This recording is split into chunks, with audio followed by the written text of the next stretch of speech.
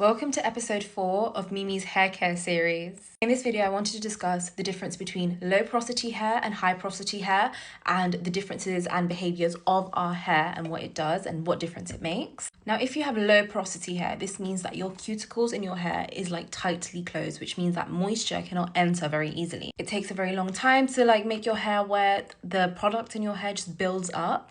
However, the hair stays moisturized for longer once it's hydrated. Now, with low porosity products, when it comes to low porosity hair, the products that you use need to be lightweight. They need to be water-based.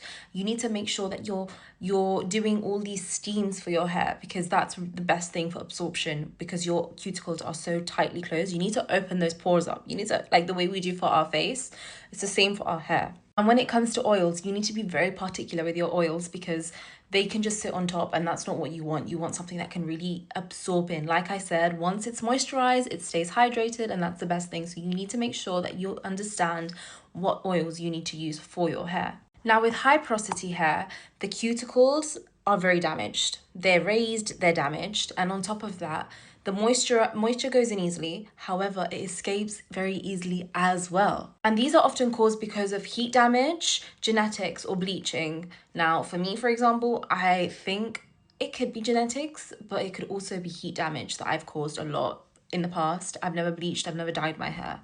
Now, with high porosity hair, it gets wet very easily and it also dries very fast. And your hair could also feel very dry and frizzy very easily. Along with it needs more moisture to seal it. You need to know how to seal the moisture in your hair. One thing about me is that I do get product buildup on my scalp and I think it's because of my scalp health.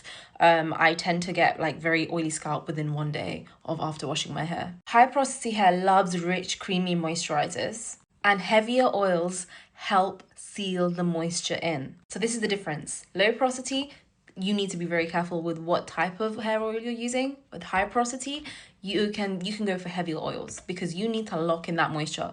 Protein treatments are amazing for your hair. However, I'm against keratin treatments and we can do DIY protein treatments at home, which I will be doing with you guys. So I want you guys to take this in and just understand your hair type and the behavior of your hair before going in and just buying products. You need to understand that there are some products that may not be suitable to you that I use, and I want you to take that in.